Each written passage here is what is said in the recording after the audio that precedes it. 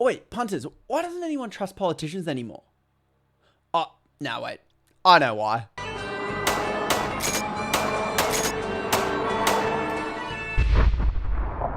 Wait, punters, just want to let you know I'm doing some live shows during the Melbourne Comedy Festival this April. You can see the dates right here. You can buy your tickets, link in the description below. If you're a Sydney punter, I'm doing a Punters Politics quiz night for you Sydney punts if you're interested. Once again, tickets on sale now, link in the description below. Anyway, on with it. Here is why.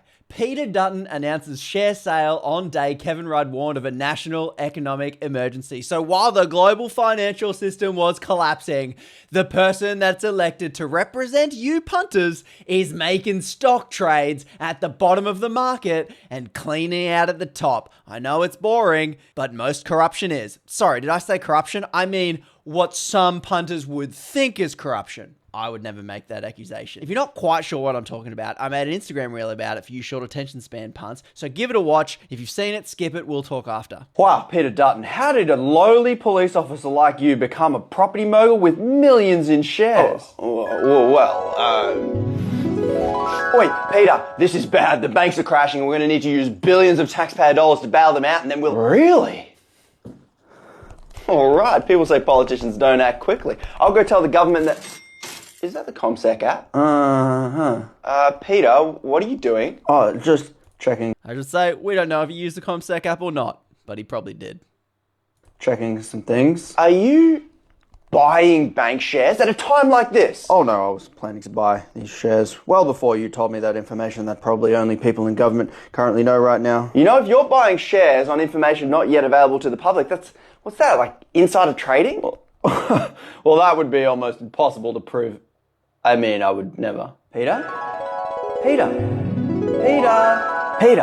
how did you become so wealthy? Plenty of hard work and astute investing. So I don't know about you, but I'm outraged about this. Peter Dutton was making trades, buying shares in the big four banks the day, including on the day before a $4 billion package was announced by the Rudd government. Now, if you're telling me that someone who hangs around politicians in parliament hours and talks to people, I've been there, they're hanging around, they're talking to each other, they're in the chambers. If you can't tell me that that's not the place where you get secret insider information about what the government's going to do that's going to bump banking share prices, because if the banks collapse, their share price drops to nothing. If you know the government's going to bail them out, then the share price goes up because the bank won't go broke. In fact, the bank will probably make more profit because the government's just guaranteed their losses. Now, a bit of a red flag here. It was first reported by news.com.au. That's this article here, right? And there's something about news.com.au. You know, it's not the most reputable source of news. Now, it seems to me that they got the scoop because probably, very probably, Labor dished the dirt. They went, this is going to make him look so bad. Yes, it should. It is so bad. And we're just going to drip feed it to news.com.au. They'll do it. Then there'll be this mudslinging and it'll make P-Duts look bad before the election. And so it should. Here's what the Labor Party and the corporate media are not going to talk about, and they don't want you to know. And the secret is, have a look at this, they're all bloody doing it. Take a look at this. Coalition MPs currently have 231 holdings as of mid last year. Right? I'm sure it hasn't changed that much. So Coalition MPs currently hold 54% of all shareholdings. P-Duts, one of them. Despite the fact that Coalition only comprises 38% of the parliament. So they're batting above their average here. But here's the kicker. Labor MPs with 171 holdings, yes, less. This is the Labor's arguments. This is their talking points. We're not as bad as them. And you're right. They're not as bad as them. They only hold 40% of the shareholdings there. And what are the top corporations and companies? They're holding Telstra, the big four banks, BHP, mining companies, and more banks, Wesfarmers, Woolworths, monopolies, mining companies. All the industries we have problems with right now, and all the industries that they, as the government, are responsible for regulating. Because here's the thing. The decisions that these politicians make have a direct and tangible impact on the profitability of these corporations and these industries. So if they pass a bill regulating the mining sector and it hurts the profits of the mining sector, then the share price is going to go down. Because the profits of these big monopolistic industries, it depends on the government regulations. Because they're monopolies, they're heavily regulated by the government. So if our politicians have personal financial interest in the corporations they're supposed to be regulating, Do we really think they're going to put the punters first above their share portfolio? I mean, they say they will, but given the cost of living crisis, that doesn't seem to be going away anytime soon. I doubt that they're actually doing that. Let's take a look at some of the other politicians who seem to be using their privilege and position to make financial gain. Nuclear Ted O'Brien. Oh, he's also the Shadow Minister for Energy Affordability and Reliability. Cool. Oh, breach. He failed to declare shareholdings in 10 companies. They all do. Any consequences? No, there isn't. Including Fortescue Metals Group, a mining company, Newcrest Mining, another mining company, Tabcorp, gambling company, the Star Entertainment Group. Why does that ring a bell? Oh, that's right. That's the Star Entertainment Group that was accused of allowing illicit activity at casinos. I don't know, money laundering was it? Really wholesome corporations you're invested in. Liberal National Party of Queensland bloke. I thought you were family values. I guess families can have a good time down at Tabcorp, spending their weekly cash, gambling. Cool. Once again, key industries here that this bloke would be directly voting on legislation in Parliament. And oh look, he's also invested in Fox Corp. Fox Corp, the company controlled by the Murdoch family via the Murdoch Family Trust. Now, we can always take a look at Nuclear Ted O'Brien's voting record here, and let's see if he maybe votes against his own financial interest. Oh, wait, no. He consistently votes against increasing the diversity of media ownership. Because I wonder who doesn't want to increase the diversity of media ownership in Australia. Oh, that's right. It's this old robber baron right here. There he is. And don't worry, Labor, I'm coming to you now because yes, guess what? You're not as bad as them, but still not great. The next biggest buyer is Labor MP Dr. Mike Freelander's wife, who owns shares in 11 companies, including Endeavour Group, Woodside, BHP, and Metcash. Oh, there he is. So he's an MP for MacArthur. And what's he holding? Yep, big banks and mining companies. Is he going to do anything to regulate them? Well, it doesn't really look like it. Who else we got? Oh, here's a good one. Let's stick with the theme of Labor here. Jed Kearney. If I was the Liberal Party, I'd be bringing this up. So they're not really going to let this go too far. But Jed Kearney, MP, she is the Assistant Minister for Health and Aged Care. Oh boy, I hope she hasn't bought any stocks within her portfolio that she oversees. Oh, hang on, breach. Kearney breached the Ministerial Code of Conduct by investing in funds with investments in healthcare companies. If you oversee and are a part of the government that makes rules for health and aged care, you probably should not be invested within portfolios, at the very least, within the area that you oversee in the government. You can't call it corruption, but you can damn bloody well call it a conflict of interest. Don't worry, this is actually against the Ministerial Code of Conduct. What does that mean? Nothing. It means nothing. It just means you get a little red tag here that says, hey, you breached it. Oh, did I? Oh, sorry about that. Okay. As you were. That's what it means. It means nothing.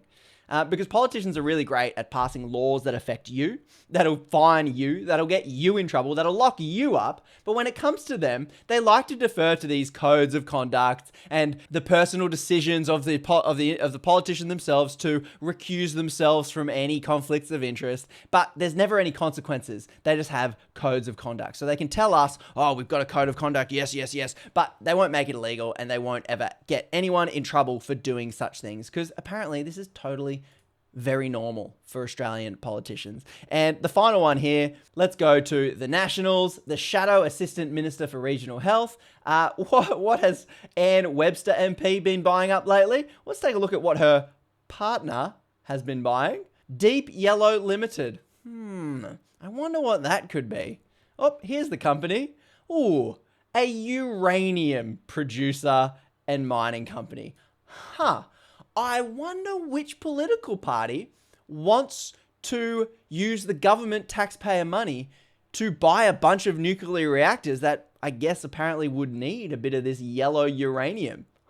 Buying up uranium companies that if her government gets into power and if they get their way, they will use the government taxpayer dollars to invest in nuclear, which will need a lot of uranium mining and uranium. And guess who is sitting there poised to take advantage of that potential situation? So is it corruption? Apparently not. Does it look like a conflict of interest? You're damn bloody right it does. Now, it is pretty good that I can go to this website here, Open Politics, and I can look at what the shareholdings are of all these politicians. However, there is one loophole. Well, there's two loopholes. One loophole we've already discovered, that we've just got ministerial code of conducts that don't mean anything. So that's one loophole. But P. Dutz is the master of this one. Because let's look at Peter Dutton's shareholdings as of right now. He doesn't actually have much when we look at it. He's got Super, he's got Dutton Holdings, but we know that Peter Dutton is quite wealthy. But it's not kind of showing where all his money is here. And here is why. It's hidden behind some kind of trust called Dutton's Holding. And we can't double click on that to see what is in it. Now, why would P. Dutz be hiding behind a trust? Maybe this is why Peter Dutton and other politicians are using a trust. While MPs are required to declare family trusts and super funds along with companies and shareholdings, they are not obliged to declare the investments made by these trusts. Nice little loophole here. Now, are any politicians taking advantage of this loophole? As of 7 years ago, when this was published, so almost half of the Liberal Party are using a trust. That wouldn't be to hide their interests from the public, would it? No. It's only to minimize their taxes. As trusts are going in fast popularity, particularly among wealthier Australians, because yes, if you want to have a trust, it costs a lot of money to get an accountant to set it up like that, a couple $1,000, and it costs to maintain it. You have to be making a lot of money to offset the cost. But once you're making that money, you get to pay less tax than we Aussie punters regularly. It could cost the government $2 billion a year in lost taxes. So that's fine. They're not using it to hide their interest from us. They're just using it to minimize their taxes. That's cool. And guess what? So are some of the Labor Party. But I hear you, Labor Rusties. I hear you. We're not as bad as the Liberal Party. Correct. You're not. Look, only 22% of Labor members were using trusts. So here's the problem with that. I don't know if Tanya Plibersek, right? Well, let's find out. She does. Okay. All right, it looks like, once again, fact checks welcome, citations necessary in the comments below. I'm just poking around in the dark here. It looks like Tanya Plibersek does, in fact, still have a trust, which hides from us a lot of shareholdings, because I'm not seeing any shareholdings here. She might be an upstanding, perfect citizen and only be invested in ethical funds that really help the future of little Australian children. Or she'd be buying stocks in the mining companies that she approves or doesn't approve because of her position as Environment Minister. I don't know. That's the problem. I don't know. And we should be able to know. Whew, I'm getting worked up here. Calm down, Conrad. This is not outrageous. No, yes, it is outrageous. Trusts are legal. They're totally allowed. But that's the problem. Because according to this Sydney Morning Herald article, the vast majority of discretionary trusts in particular appear to have no purpose other than to minimize tax. But for politicians, it seems to have another purpose of hiding their share portfolio investments from we the punters. There's a big reason as to why we probably need to see what their interests are, as Peter Dutton has proven himself. So as much as the political tribes, we want to yell at each other and say, well, Peter Dutton's the worst. Oh, well, Tony Plibersek's got a trust. We don't know what's going on there. And you can fight back and forth about that. Neither major party and none of the corporate media is talking about the solution to this problem. It doesn't affect you. It doesn't affect me. The solution is to ban politicians from doing this sort of thing and stop politicians from using family trusts as a tax structure. I wonder what would happen. I wonder if there would be legislation around tax minimization using trusts if none of the politicians use trusts themselves. But it's not going to happen. And the only explanation I can find is because these politicians gain too much personally from the rules that they made for themselves to rig the game in their favor and against we punters. I should have said this earlier, but not all politicians are doing it, and not all politicians are the same. But unfortunately, too many are doing it, and because too many are doing it, we Aussie punters don't know who to trust, and therefore, we don't trust any politicians, and we have to be able to trust politicians. So, instead of having to whinge politicians about how no one trusts you guys anymore, how about you make some rules to hold yourself accountable so that some idiot on YouTube doesn't have to troll through your expression of interest to work out who's trustworthy and who's not. Because the everyday Aussie punter is going to look at any politician, even if they are trustworthy, and say, you're just like the rest of them. And politicians, that's on you. You can fix that. Labor, Liberal, it's you guys doing the damage, so you guys both can fix it. And it would cost you just a little bit financially. And guess what? You'd probably have to pay more tax as well. So I guess we have our answer. Unfortunately. Cynical ending. Sorry, punters. Super cynical. I want to be able to trust politicians way more than we do now. And I think Aussie punters are demanding accountability from you politicians. And here are two simple things that you can fix right now. Stop using trusts and ban politicians from buying individual stocks. Just buy blue chips, buy a basket of goods, buy super funds. You can still be in the market. Just stop your individualized trading. Whether you are insider trading or you're not, it bloody looks like it. So stop it. Massive thanks to We the Punters over on Patreon. These are the punters that keep me making the videos that I think are important, like this one, and not just the videos that get the clicks. If you want to support the channel, head to punterspolitics.com, pick yourself up a brand new t-shirt. It's election season. What better time to wear it? Feel free to share this with a punter who might not know how scammed we're getting. Give the video a like, the channel a sub, and I'll catch you in the next video. Cheers, punts.